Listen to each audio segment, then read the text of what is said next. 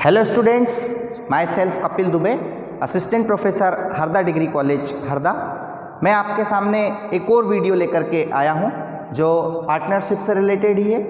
इसके पिछले वीडियो में जो हमने पार्टनरशिप की स्टेप्स देखी थी कि किस प्रकार से अकाउंटिंग प्रोसेस होती है एक फर्म की, एक पार्टनरशिप फर्म की, उसी को कंटिन्यू करते हुए आज हम आगे बढ़ते हैं जिसमें हम देखेंगे रिकॉन्स्टिट्यूशन ऑफ पार्टनरशिप फर्म। ठीक है, एक छोटा सा क्वेश्चन बनता है, रिकॉन्स्टिट्यूशन ऑफ पार्टनरशिप फर्म, इसका मीनिंग बताइए या ये कितने टाइप से हो सकता है। ठीक है, मतलब हिंदी में अगर हम बात करें तो साझेदारी फर्म का पुनर्गठन, साझेदारी फर्म का पुनर्गठन क्या होता है, इसके कितने प्रकार हो सकते हैं, इसके टाइप बताना है आपको। तो मैं आपको समझाता हूँ साझेदारी फर्म का पुनर्गठन क्या होता है। देखिए, साझेदारी आप सभी जानते हैं क्या होती है साझेदारी, है ना। पार्टनरशिप क्या होती है, दो या दो से अधिक व्यक्ति जब मिलकर के किसी बिजनेस को संचालित करते हैं, ऑपरेट करते हैं, तो उसको हम क्या बोलते हैं, पार्टनरशिप। अब सीधी सी बात हो गई, यहाँ पर बात आ रही है रिकॉन्स्टिट्यूशन, है ना, पुनर्गठन, गठन से वापस बनाना। ठीक है, एक बार गठन हो चुका है लेकिन हमको एक और बार उसको बनाना, तो वो कहलाता है आपका पुनर्गठन, रिकॉन्स्टिट्यूशन। ठीक है, अब जब हम बात रिकॉन्स्टिट्यूशन की करेंगे तो रिकॉन्स्टिट्यूशन के अंतर्गत हम देखेंगे कि इसका मीनिंग क्या होता है। तो देखो, जहाँ पर पार्टनर्स के बीच में किसी प्रकार का कोई एग्रीमेंट हुआ है तो उस एग्रीमेंट के अकॉर्डिंग ही बिजनेस ऑपरेट हो रहा है। अब अगर पार्टनर्स आज की डेट में उस एग्रीमेंट में किसी भी प्रकार का कोई चेंजेस करते हैं, कोई परिवर्तन लाते हैं, तो वो परिवर्तन कहलाता है आपका रिकॉन्स्टिट्यूशन ऑफ फर्म, यानी फर्म का पुनर्गठन।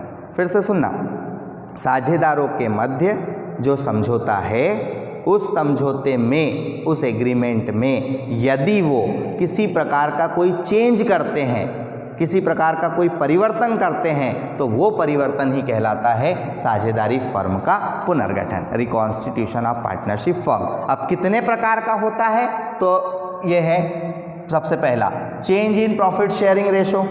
ये हम अपने पार्टनर्स जो भी हैं वो अपने शेयर को क्या करना चाहते हैं, अब चेंज करना चाहते हैं, परिवर्तन करना चाहते हैं। ठीक है, यानी लिखा हुआ है तो लाभ के अनुपात में परिवर्तन। जब हमने बिजनेस स्टार्ट किया था, 4 पार्टनर थे, चारों पार्टनर ने जो है कैपिटल इक्वल लगाई थी, लेकिन अब मान लो किसी एक पार्टनर ने कैपिटल ज़्यादा लगा दी, इन्वेस्टमेंट ज़्यादा कर दिया, तो ज़्यादा किया होगा तो फिर उस केस में क्या होगा, उसको प्रॉफिट ज़्यादा मिलेगा।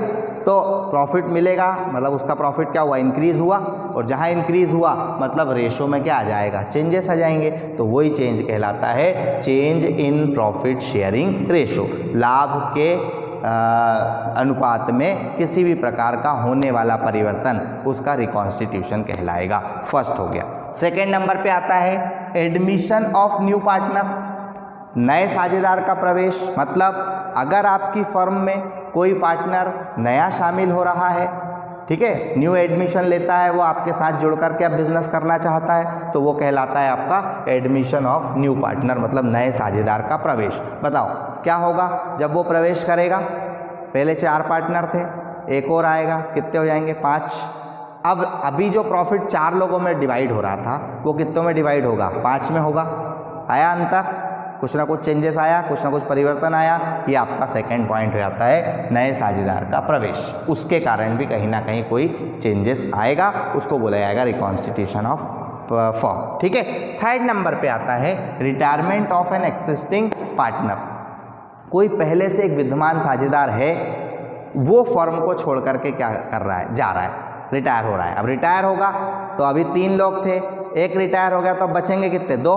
तो अब जो प्रॉफिट बटेगा वो कितनों में बटेगा, 2 में। तो कुछ ना कुछ चेंजेस हुआ, वो चेंजेस आपका किसके कारण हुआ है, रिटायरमेंट ऑफ पार्टनर, पार्टनर के रिटायर होने पर जो परिवर्तन आएगा वो भी रिकॉन्स्टिट्यूशन के अंतर्गत माना जाएगा। चौथा पॉइंट आता है डेथ ऑफ पार्टनर, किसी पार्टनर की डेथ हो जाना, यानी साझेदार की मृत्यु। तो वो मृत्यु से भी क्या होगा, जो पार्टनर की डेथ होगी उसका शेयर अब क्या हो जाएगा, कम हो जाएगा। तो फिर बचा हुआ शेयर या जो बाद में बिजनेस कंटिन्यू करेंगे वो 2 लोग होंगे या 3 होंगे, जो भी कंडीशन, जैसी भी कंडीशन बनेगी, तो इसको बोला जाता है। इससे भी क्या होगा, कहीं ना कहीं कोई चेंजेस आएंगे तो वो कहलाता है आपका डेथ ऑफ पार्टनर के कारण रिकॉन्स्टिट्यूशन ऑफ फर्म। और आखिरी में आता है एमॉल्गमेशन ऑफ 2 फर्म, 2 फर्मों का एकीकरण। अगर 2 अलग अलग फर्म वर्क कर रही थी, अब वो दोनों मिल करके एक जगह वर्क करना चाहती हैं, तो भी कहीं ना कहीं परिवर्तन होगा, कुछ रूल्स बदलेंगे। तो वो रूल्स जो चेंज होंगे, जो नियम बदलेंगे, जिन नियमों में परिवर्तन आएगा, उसी को बोला जाएगा reconstitution of partnership firm. Clear है? थ्योरी का एक क्वेश्चन याद रखना है, पूछा जाता है, ये अपने को पता होना चाहिए। इसी चैप्टर का एक और इम्पॉर्टेंट क्वेश्चन है थ्योरी का, difference between sacrifice ratio and gaining ratio, त्याग अनुपात और नफ़े के अनुपात में अंतर बताइए। देखो सेक्रीफाइस रेशो क्या होता है और गेनिंग रेशो। सबसे पहले हम समझते हैं सेक्रीफाइस रेशो, त्याग अनुपात। जब किसी साझेदार को, जब किसी पार्टनर को आप फर्म में इंटर करते हो, फर्म में प्रवेश करते हो, तो उसके प्रवेश के समय जो पुराने या ओल्ड साझेदारों का, ओल्ड पार्टनर का जो रेशो क्या होगा, कम होगा। तो वो जो कम होगा वो कहलाता है उनका सेक्रीफाइस, उनका त्याग, उसी को बोला जाता है त्याग अनुपात, सेक्रीफाइस रेशो। भाई होगा ऐसा, पार्टनर आया, अभी 2 लोग बिजनेस में थे तो दोनों इक्वल डिवाइड कर लेते थे प्रॉफिट को, अब एक और आ गया तो अब वो 2 लोगों की जगह 3 हो जाएंगे, तो अब जो प्रॉफिट डिवाइड होगा वो कितनों में होगा, 3 में होगा। ठीक है, तो सेक्रीफाइस किया, कौन कौन ने किया, जो पुराने पार्टनर थे उन्होंने अपना शेयर किसको दे दिया, कुछ भाग उसमें से नए पार्टनर को दे दिया, तो वो कहलाता है सेक्रीफाइस। इसीलिए इसका एक फॉर्मूला, जब हम इसके न्यूमेरिकल सॉल्व करेंगे तो वहाँ पर एक फॉर्मूला होता है सेक्रीफाइस रेशो का, ये ऑब्जेक्टिव में भी पूछा जाता है कई बार।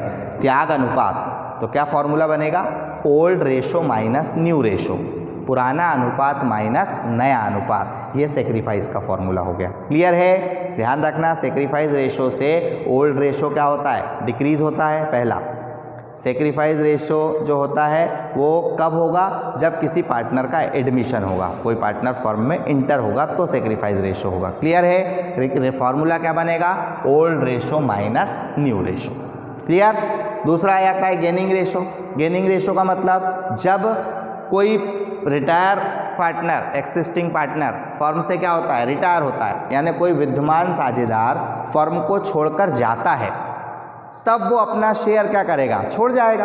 तो वो अपना शेयर छोड़ करके जाएगा तो उससे कौन कौन का शेयर बढ़ जाएगा, ओल्ड पार्टनर, मतलब जो बचे हुए पार्टनर रहेंगे उनका शेयर क्या हो जाएगा, इंक्रीज हो जाएगा। तो वो कौन सा रेशो कहलाता है, गेनिंग, यानी उनको वो जो शेयर मिलेगा उनके लिए वो क्या हो जाएगा, गेन हो जाएगा। ठीक है, और उसी से बना है गेनिंग रेशो। फॉर्मूला क्या बनता है गेनिंग रेशो का, new ratio minus old ratio, नया अनुपात माइनस पुराना अनुपात बराबर हो जाता है नफ़े का अनुपात। तो इस प्रकार से ये आपके दोनों रेशो हैं। डिफरेंस आपको याद करना है, आपके पास मिल जाएगा मटेरियल बुक में, है ना। ये डिफरेंस इंपॉर्टेंट है, आपके क्वेश्चन पेपर में पूछा भी जा सकता है। क्लियर है? तो इसको एक बार अच्छे से समझ लो, कोई डाउट हो तो आप उससे पूछ सकते हैं। ठीक है, थैंक यू।